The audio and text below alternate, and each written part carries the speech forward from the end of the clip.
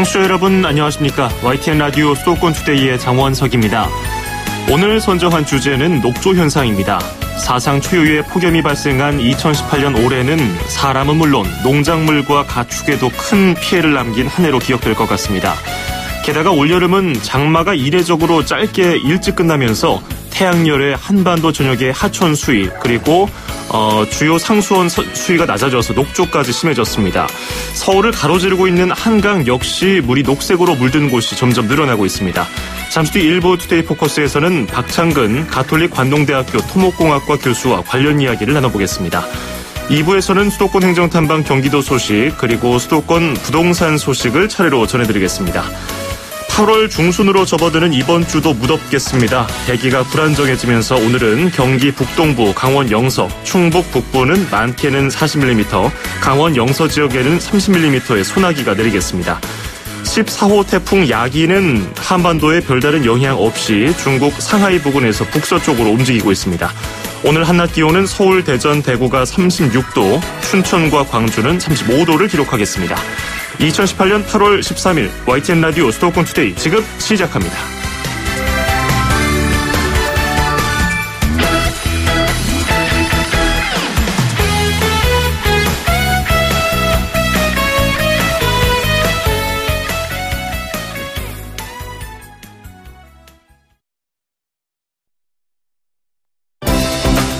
수도권과 관련된 소식은 모두 여기 YTN 라디오 수도권 투데이.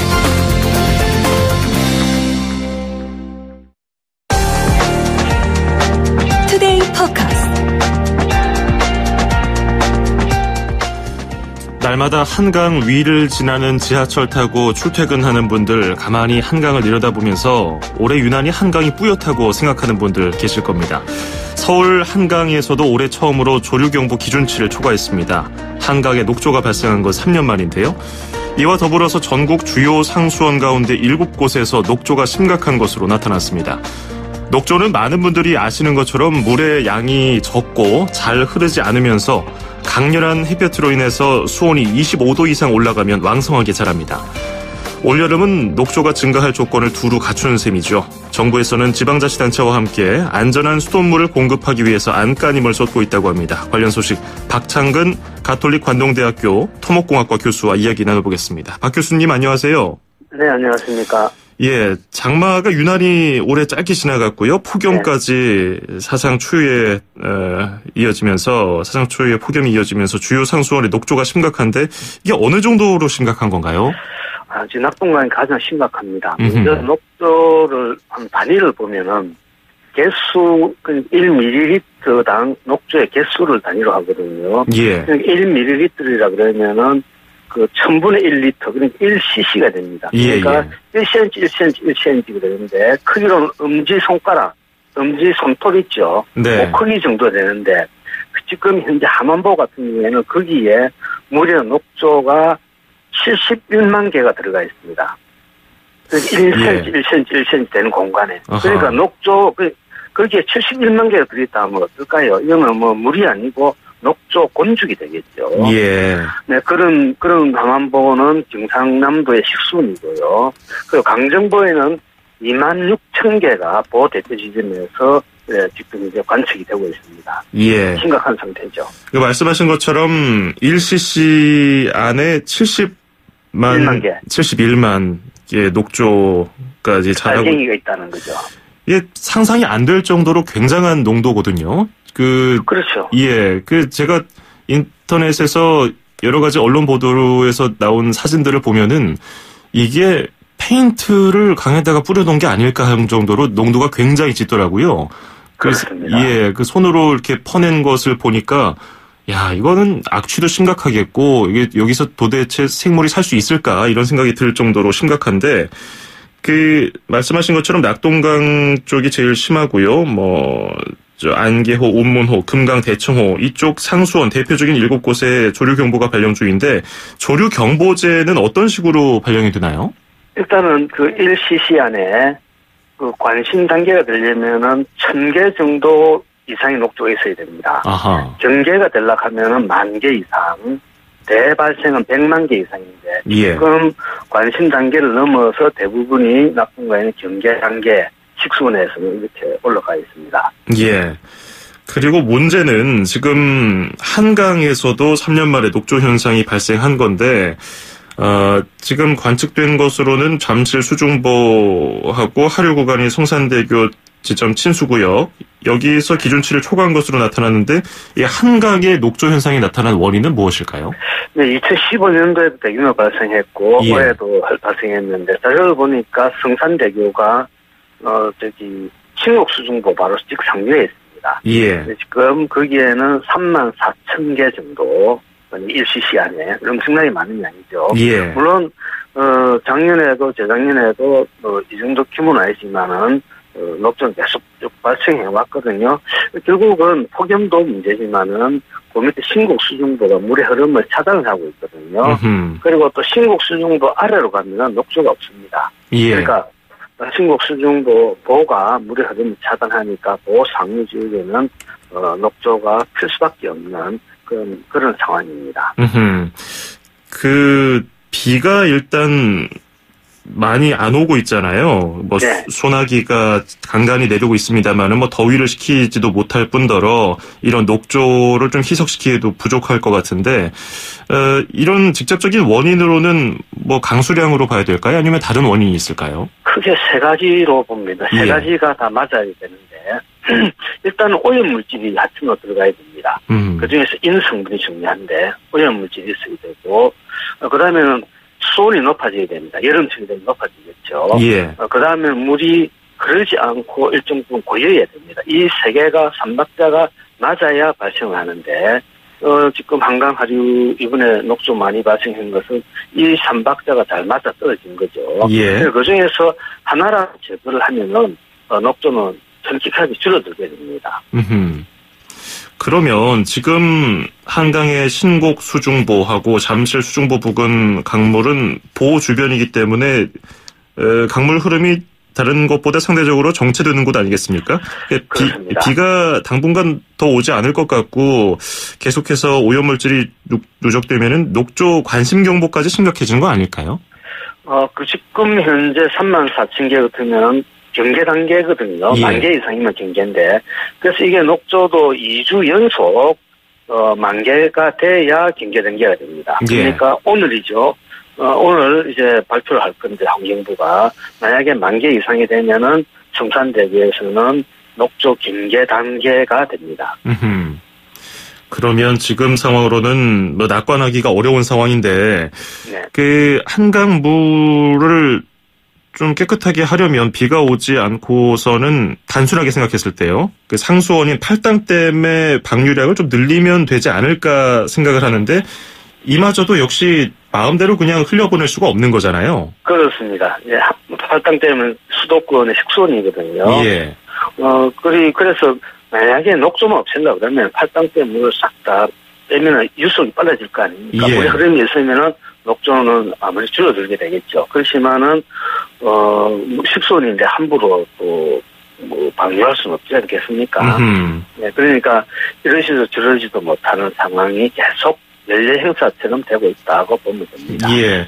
지금 그 팔당댐 방류량을 보니까 해마다 조금씩 줄어들고 있는데 이 역시 어떤 그 강수량이 부족하다 보니까 그 모아놓은 물이 적어서 내려보내는 물도 양이 적어지는 그런 악순환이 계속되고 있는 건가요?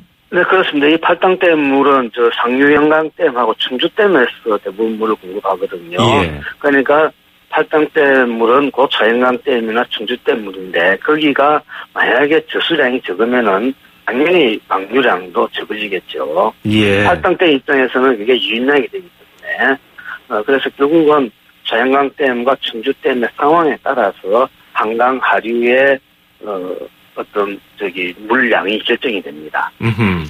근데 일시적으로는 상류댐 방류를 통해서 녹조를 좀 밀어내고 희석시키는 방법이 있겠지만은 이게 장기적으로 봤을 때는 계속 할 수가 없는 노릇이기 때문에 다른 방안은 없을까요?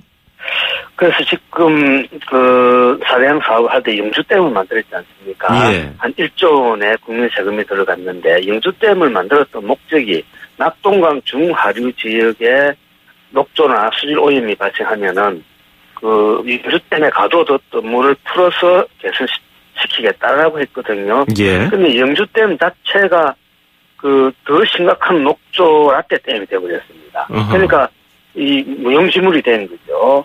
그래서 이제 낙동강도 안동 이마댐에서 가뭄때 물 공급한다는 게 현실적으로 어렵지 않느냐. 결국은 물 흐름을 확보하는 것. 다시 해서 수문을 활짝 여는 게 지금 대안으로 대두되고 있습니다. 역시 보라든지 이런 댐 개방하는 것이 당장의 가장 큰 과제가 될 텐데, 근데 그런 것을 함부로 할 수도 없어요. 왜냐면은 일부 지자체에서는 보호 개방하고 뭐 이런 조치를 하고 있는데 그 상류에 있는 농민들은 또 농업용수가 부족하다고 걱정을 하고 있거든요. 이 중간 균형을 맞추기가 어려워 보이는데 어떻게 풀어가야 될까요? 네, 당연히 농민들이 농사 짓는데 만약에 피해가 발생한다면 안 되겠죠. 예. 상식입니다, 그거는. 그러면 지금 현재 농업용수 공급하고 이제 지수구가 있습니다. 근데 수위가 낮아지면 지수구가 물에 붕 뜨지 않겠습니까? 예. 그러면 지수구를 낮춰주면은 조정이 가능하거든요. 얼마든지. 그리고 또 농경지, 지하수가 또 떨어집니다. 농경지에. 예. 그러면 수막 재배하는 농민들이 지하수를 푸는데 좀 장애가 생길 수가 있습니다. 그러면은 영농기법을 변경을 한다든지 그 다양한 방법들이 있거든요. 그리고 보상을 한다든지. 그러니까 만약에 수문을 열면은 지하수위가 떨어지고 또 하천수위가 떨어지기 때문에 거기에 대한 대응책을 사전에 충분히 마련하고 할 수 있음에도 불구하고 거기에 대한 마땅한 대책들을 지금 열심히 준비하고 있는 것 같아요. 예. 그래서 농민들도 피해를 입으면 안 되지만은 그와 같이 곤죽이 된 녹조 라떼 물을 우리 국민들이 먹는 것도 안 되지 않겠습니까? 과연 거기에서 어느 쪽에 우리가 더 가중치를 두느냐, 무게를 두느냐. 당연히 저는 먹는 물이라 보고 농민들한테는 적절한 보상을 하면 된다. 이런 생각이고. 최근에 창원시가 나는 우리 창원 시민들한테 깨끗한 물을 공급하겠다. 그래서 보호의 수문을 열어서 녹조를 줄여달라라는 어떤 발표를 했거든요. 예. 그래서 이제는 지자체 장들이 자기 관내에 있는 시민들한테 깨끗한 물을 공급해줘야 될 이제는 의무가 있다고 봅니다.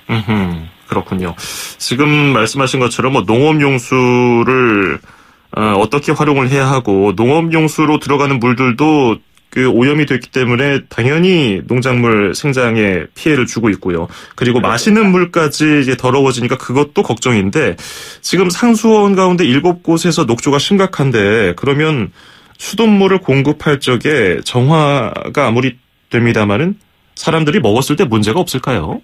일단은 우리나라 수돗물 만드는 기술은 전 세계적으로도 아주 상위에 있는 기술을 보유하고 있습니다. 그런데 원수가 다시 해서 낙동강물이 오염이 되면은 소독을 해야 되는데 염소 소독을 많이 하거든요. 그러면 총트리할로메탄이라는 발암 물질이 많이 생성됩니다. 실제로 이것이 발생되고 문제가 됐고요. 더더욱 문제인 것은 지금 녹조류 중에서 가장 그 독성이 강한 게 마이크로시스티스라는 조류가 있습니다. 네. 여기에는 마이크로시스틴이라는 독성 물질이 있는데 이것은 정상가리의 100배 정도 독성이 있다고 알려져 있거든요. 그런데 2015년도에 낙동강 달성도 아래에서 저희들이 조사를 해보니까 세계보건기구의 기준치의 456배가 되는 마이크로시스틴이 검출이 되었습니다. 그러니까 지금 낙동강에는 이와 같이 독성 물질이 말 그대로 우글우글거리고 있다는 거죠. 그것을 정수를 한다고 해서 먹는다 그러더라도 정수라는 게 100% 될 수 있는 건 아니지 않습니까? 오차할 수 있거든요. 그래서 원수의 수질을 깨끗하게 해줘야 되는 게 정부의 최우선 과제가 되지 않겠느냐 그렇게 봅니다. 그렇군요. 역시 우리가 생활하는데 물은 뭐 생명과 직결되는 문제이기 때문에 그렇습니다. 좀 예민하게 더 들여다봐야 하고 그 수질이 더러운 것을 정화시키려면 그런 것들이 더 많이 발생하기 때문에 우려가 되기도 하는데 그 부분은 어떻습니까? 우리가 수질이 나빠지면은 정수를 하는 과정에서 먹는 물을 만들 수 있는데 거기에 화학약품들이 또 많이 들어가야 되지 않겠습니까? 예, 그러면은 우리가 모르는 다시 해서 이 세상에 알려져 있지 않는 새로운 독성물이 생길 가능성이 있다는 겁니다.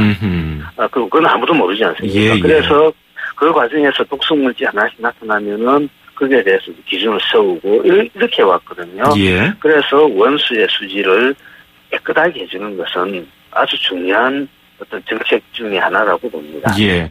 그래서 그 걱정 많은 분들은 일반 매장에서 생수를 사서 드시기도 하는데 네. 그 생수에서 쓰는 물 역시 어쨌든 우리 한반도 내에서 나오는 물 아니겠습니까? 그것을 가지고서 그렇습니다. 이제 판매를 하는 것인데 그건 괜찮을까요? 생수가 지금 이번에 대구에 물 사태가 났을 때도 생수 사재 얘기를 했었는데 일반 국민들은 그렇게 할 수밖에 없지 않겠습니까? 그런데 문제는 생수도 관리를 잘못하면은 거기도 그 오염물질들이 만들어질 수 있는 거거든요. 네. 그래서 국민들이 수돗물의 불안감을 느껴서 생수 사재기를 한다라는 것은 행정의 실패라고 봅니다. 그렇지 않습니까?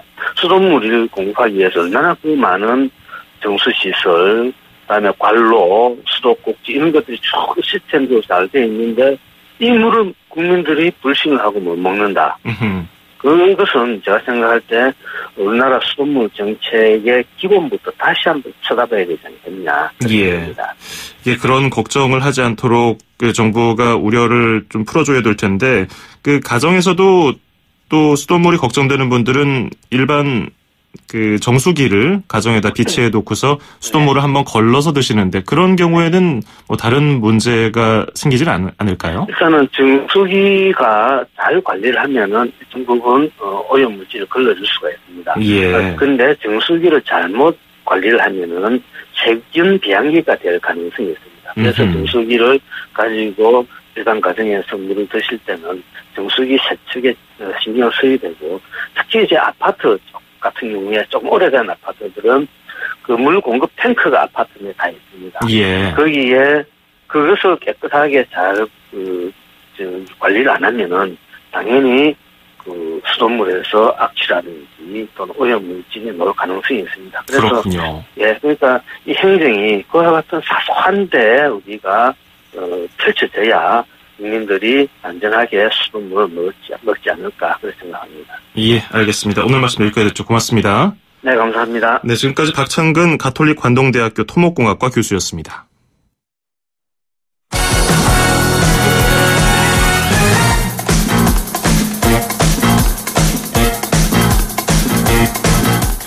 수도권 뉴스 브리핑입니다.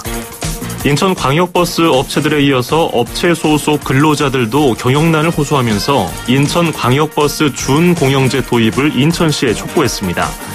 인천광역버스 업체 근로자 40여 명은 인천시청 앞에서 집회를 갖고 광역버스 준공영제 도입을 시 당국에 촉구했습니다. 앞서 인천광역버스 6개 업체는 8월 21일 첫 차부터 광역버스 19개 노선 버스 259대의 운행을 중단하겠다면서 인천시에 폐선 신고를 했습니다. 해당 버스는 1000번과 1100번, 1200번과 1300번, 그리고 9100번 등 대부분 인천과 서울, 신촌, 서울역 강남을 잇는 노선들입니다. 이들 노선이 폐선되면 인천시가 다른 운송사업자를 구할 때까지 인천광역버스의 75.3%의 발이 묶이게 돼서 인천에서 서울로 출퇴근하는 시민의 불편이 예상됩니다. 경기도는 평택 현덕지구 특혜 비리 의혹과 관련해서 도 산하 황해경제자유구역청을 대상으로 특별 감사에 착수한다고 밝혔습니다. 황해경제자유구역 내 현덕지구는 평택시 현덕면 1원 231만여 제곱미터 규모이며 황해경제자유구역청은 2014년 1월 대한민국 중국성 개발 주식회사를 사업 시행자로 지정 고시했습니다. 경기도 감사관실 관계자는 아직도 인가 조건이 이행되지 않았다면서 사업 시행자에게 유리하게 행정처분이 이루어져서 4,300억 원의 추정 이익이 발생하는 황금알을 낳는 사업으로 바뀌었다고 말했습니다. 경기도는 이재명 지사의 긴급 지시로 특별감사에 들어갔으며 사업 시행자의 승인 취소를 위한 청문 절차도 진행 중입니다. 서울 강남의 한 고등학교에서 내신 시험 문제 유출 의혹이 불거진 것과 관련해서 교육청이 조사에 착수하기로 했습니다. 지난달 서울 강남구에 있는 A고등학교에서는 한 부장교사의 2학년생 쌍둥이 딸이 기말고사 성적이 급상승해서 내신 시험 문제 유출 의혹이 일었습니다. 이와 관련해서 서울시 교육청은 문제가 유출됐다는 증거는 없지만 상황 파악을 위해서 오늘 특별 장학을 실시할 방침이라고 밝혔습니다.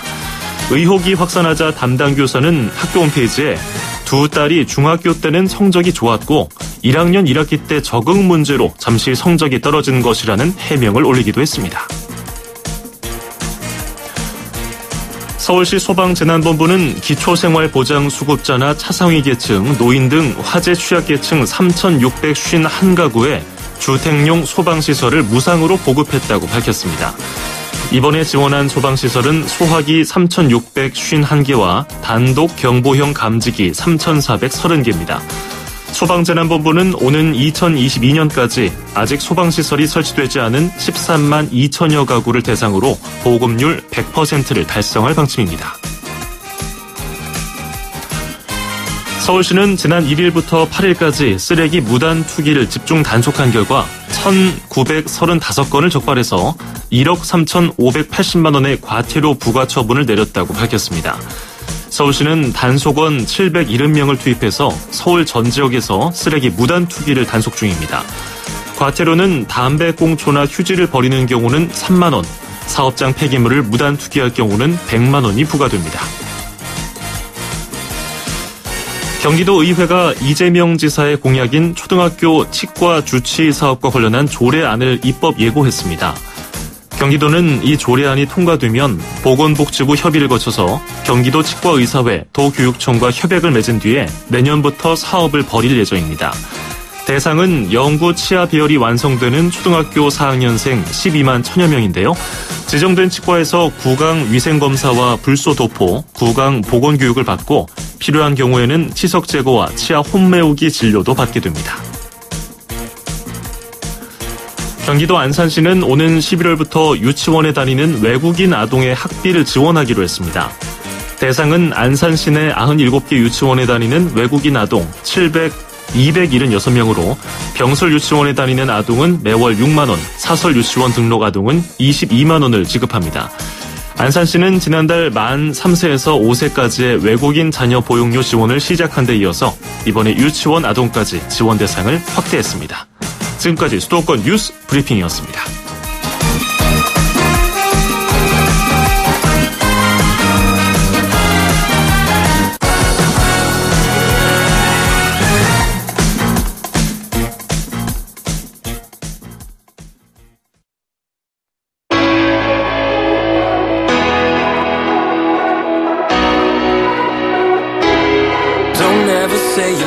YTN 라디오 수도권 투데이 1부 유니온 제이의 Carry You 띄워드리면서 마무리하고요. 잠시 후 2부에서 뵙겠습니다.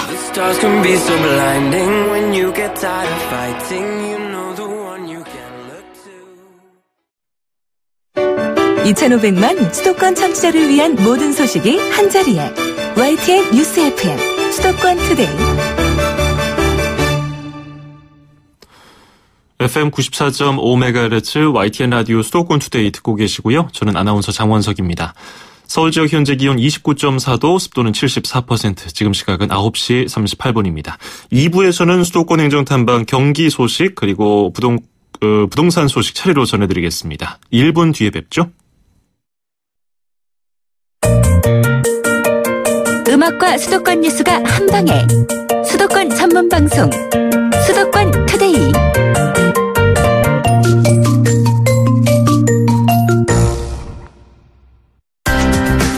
서울, 경기, 인천, 집고! 수도권 정보의 핵심이 바로 여기에 수도권 행정탐방. 수도권 행정탐방 경기도로 떠나보겠습니다. 경기도민들의 인권 침해 온라인으로 상담할 수 있는 방안이 생겼다고 하는데요. 관련 소식 허선행 경기도 인권센터장과 이야기 나눠보겠습니다. 센터장님 안녕하세요.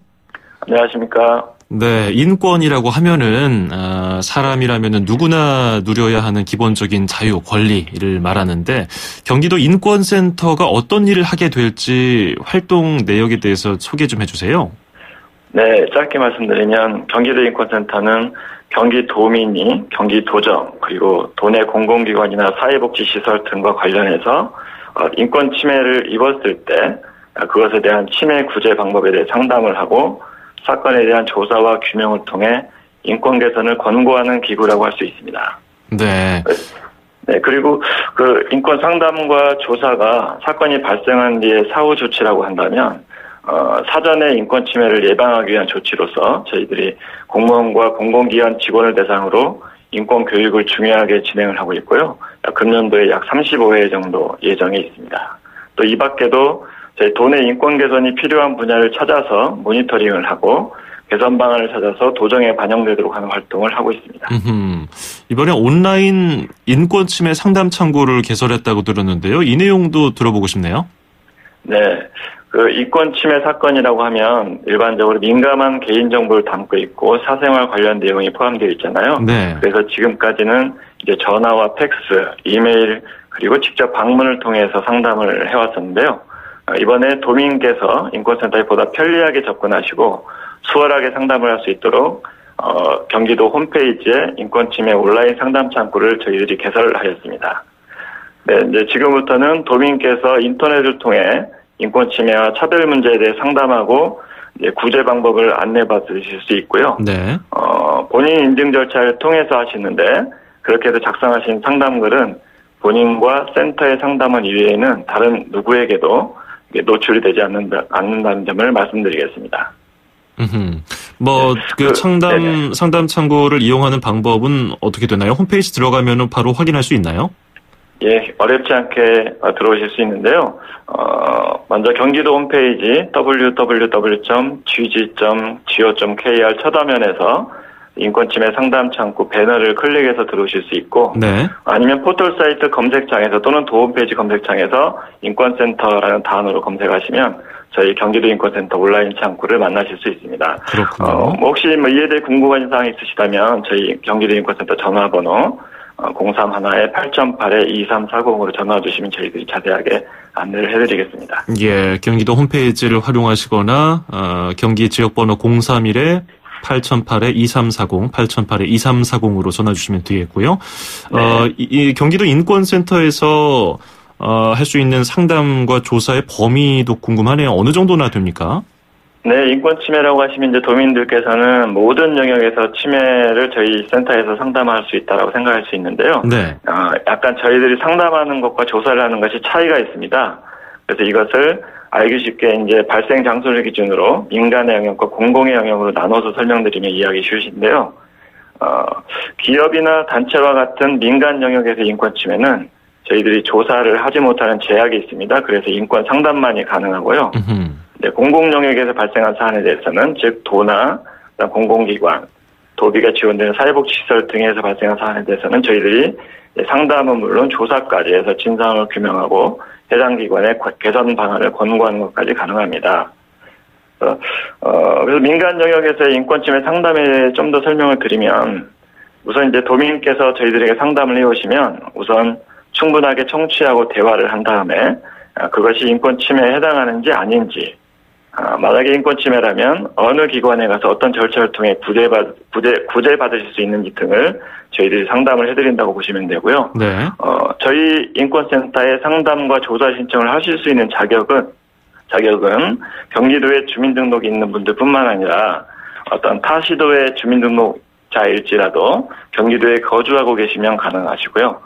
또 경기도에 체류하고 있는 외국인도 가능하고 또 어떤 이제 공공 영역의 시설에서 근무하시는 공무원이나 공공기관의 직원도 인권침해 상담이 가능하다는 점을 말씀드리겠습니다. 네. 그런데 우리가 인권이라고 하는 것 그리고 인권 침해라고 하는 것, 초등학교 때부터 헌법에 명시된 그런 짤막한 내용으로 공부를 하긴 합니다만은 정확하게 인권 침해가 어떤 사례가 해당되는지 잘 모를 수도 있거든요. 그래서 청취자분들에게 알기 쉽게 인권 침해가 무엇인지 설명을 해주실까요? 예, 우리의 대한민국 헌법과 법률에서 사실 인권에 대해서 다양한 설명을 해놓고 있는데요. 네. 이제 사실 그 기본은 모든 사람이 태어날 때부터 누구나 인간으로서의 존엄과 가치를 가진다는 것. 그리고 자유와 평등. 또 누구나 최소한의 행복을 추구할 권리를 가진다. 이런 것이라고 할 수 있을 텐데요. 예, 아무래도 구체적으로 말씀드리는 게 좋을 것 같은데, 저희 최근에 지방자치단체 인권기구에 어떠한 내용들의 인권 문제가 상담되는지 그걸 설명을 드리겠습니다. 네.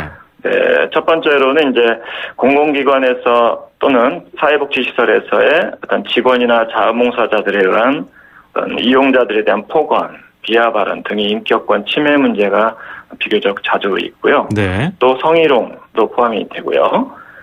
또한 공공의 영역에서 다양한 사업을 추진하는 과정에서 어떤 시설 사용 등에 있어서 특정 계층이나 대상자를 배제한다는 그런 차별의 문제도 또 있을 수 있고, 또 이러한 업무 처리 과정에서 개인정보 유출 문제, 또는 시설의 어떤 CCTV 설치 운영 과정에서 인권이 고려되지 않은 문제 등의 그러한 것들이 최근에 다뤄지고 있고요. 예. 또한 한편으로 사회복지시설에서 어떤 시설을 이용하시는 분들뿐만 아니라 시설에서의 종사자들, 즉 직원이라고 할 수 있는데, 일단 직원들이 시설 이용 노인이나 아동의 부모로부터 침해를 받는 그런 문제도 있을 수 있고요. 또는 이런 직원들이 복지재단으로부터 노동권을 침해받는 문제, 직장 내 직급을 이용한 괴롭힘의 문제 같은 경우도 이런 것도 인권 문제라고 할 수 있겠습니다. 네. 또 이제 경기도는 특히 다문화 이주민과 외국인 거주자 비율이 전국에서 가장 높은 지자체잖아요. 네. 이 문제를 얘기하지 않을 수 없는데요. 어떤 이주민이나 외국인에 대한 또 우리의 사회문화적인 차별 또는 있을 수 있는 제도적인 차별 이런 것도 저희 센터에서 다루는 문제고요. 어떤 이런 이주민 분들에 대한 직장 내 노동권 침해, 성희롱 등의 문제를 공공의 영역에서부터 살펴보고 개선하는 것이 저희 경기도 인권센터의 중요한 문제 하나라고 할 수 있습니다. 네, 그렇군요. 경기도 인권센터에서 이제 온라인을 통해서 상담 창구를 열었으니까요. 이 관련해서 고민이 있으신 분들은 경기도 홈페이지를 꼭 들어가서 한번 확인해 보시기 바라겠습니다. 오늘 말씀 잘 들었습니다. 고맙습니다. 예, 감사합니다. 네, 지금까지 허선행 경기도 인권센터장이었습니다.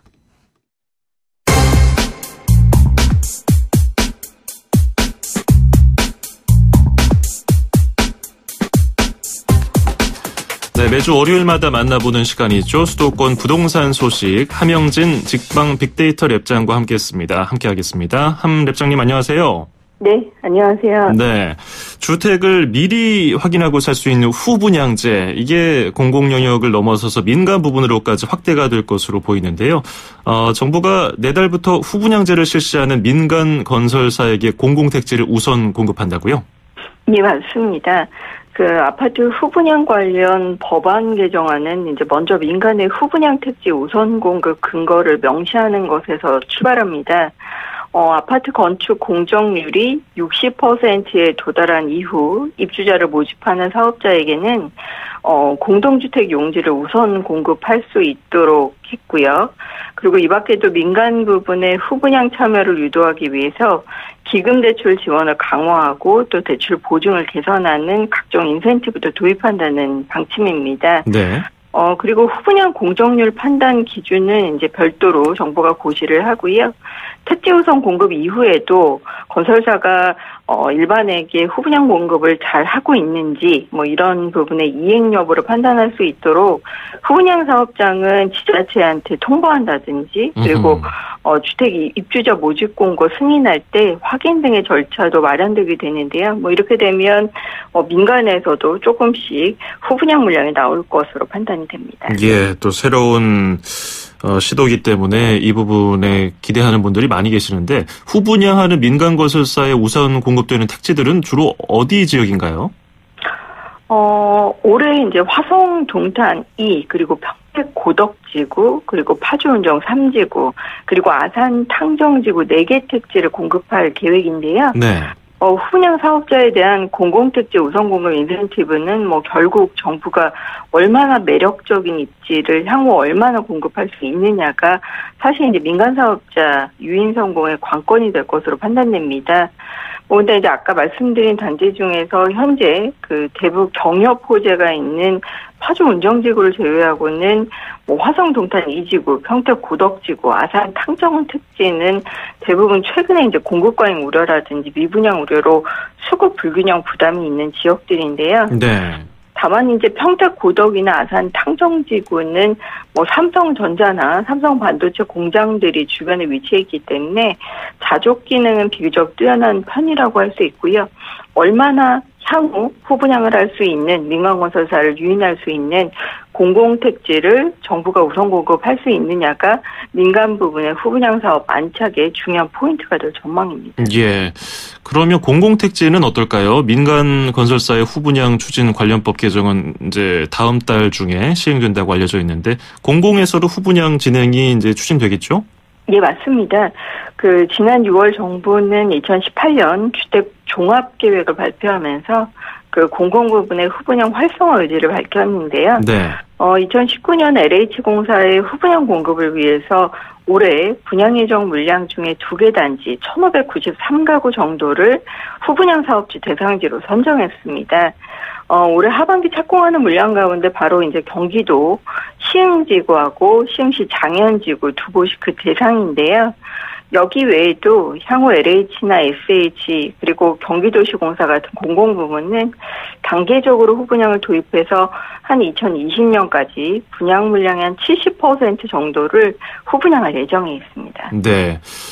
이렇게 정부가 아파트 후분양을 독려하는 데는 뭐 여러 가지 이유가 있을 수 있겠는데 그동안 아파트 선분양 문제도 있었고요. 아무래도 좀 경영상의 부실한 건설사들이 돈 없이도 사실 건설을 진행할 수 있었던 부분으로 인해서 생기는 문제들, 이런 문제들을 개선할 수 있을 거라고 보는 거죠? 그렇습니다. 일단 아파트 선분양 제도의 한계점이 몇 가지 있습니다. 예. 첫째는 주택 소분양자가, 그러니까 주택을 분양받으신 분이 고가의 주택을 매입하면서 사실상 이제 완성된 주택을 보지 못한 채 구매해야 되는 문제가 있었고요. 뭐 현재는 소비자가 분양 계약 시 설계 도면만 보고 사실 주택을 구입하는 선분양 구조인데 모델하우스를 통한 허위 과장 광고라든지 또 건설사의 부실 공사 문제 그리고 하자 보수에 따른 피해에 취약하다는 것이 선분양의 단점입니다. 네. 그 밖에도 이제 선분양으로 인해서 불법적인 분양권 전매 유혹이라든지 또는 분양시장 호황기 공급을 많이 하기 때문에 이런 폭증된 공급이 지금과 같은 일부 지역의 공급 과잉 문제나 또 주택시장 경기의 단기 변동성을 높인다는 문제도 지적되고 있기 때문에 정부가 이번에 후분양을 일정 부분 로드맵을 갖고 추진키로 한 것으로 보여집니다. 네. 그 말씀하신 것처럼 아파트 선분양 문제를 줄여줄 수 있는 것이 지금 우리가 얘기하고 있는 후분양이 될 텐데, 근데 아파트 후분양도 무조건 긍정적인 부분만 있는 건 아니라고 또 전문가들 지적이 있어요. 게다가 모델하우스처럼 완전히 딱 만들어진 완성된 집이 아니라 공정률 60% 그 기준으로 이제 건축 공정 후에 후분양을 하기 때문에 이로 인한 문제점은 없을까요?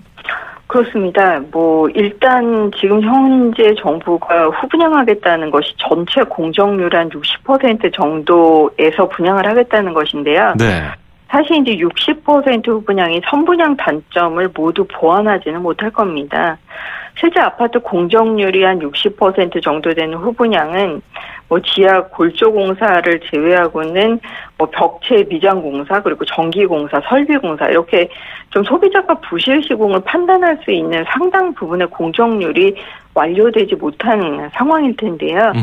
뭐 대부분의 마감재 공사가 완성되지 않았기 때문에 뭐 내장재나 외장재를 살펴보고 소비자가 부실 시공 문제를 지적하는 것이 쉽지 않아 보입니다. 네. 그렇기 때문에 이제 장기적으로는 공정률 80% 그리고 100% 후분양 방법을 찾아야 한다고 보여집니다. 네, 역시 좀 물건을 사려면 완성된 물건을 보고 사야 되는 거 아니냐, 이런 여론도 많기 때문에 이 퍼센테이지는 계속해서 높아지지 않을까 생각이 드는데, 그 후분양으로 인해서 분양가가 높아질 수 있다는 지적은 어떻게 보십니까?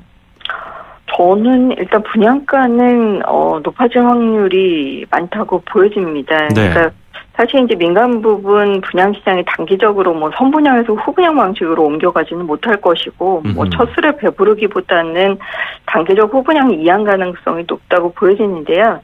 근데 이제 수분양자의 중도금으로 공사비를 마련하는 선분양 사업지와 달리 후분양 사업지는 건설 자금과 관련된 금융 비용이 증가한다든지 향후 미분양을 우려해서 그런 위험 부담을 분양가에 건설사가 미리 책정하는 경우들도 있는데요.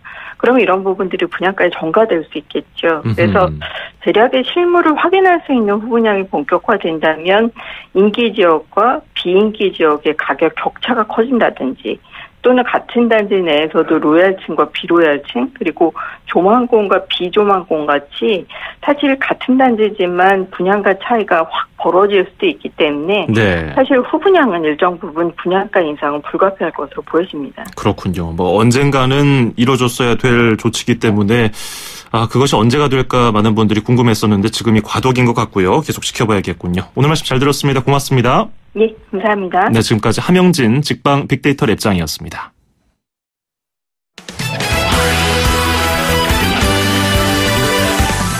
YTN 라디오 수도권 투데이 오늘 여기까지고요. 저는 내일 아침 9시 10분에 뵙겠습니다. 장원석이었습니다. 고맙습니다.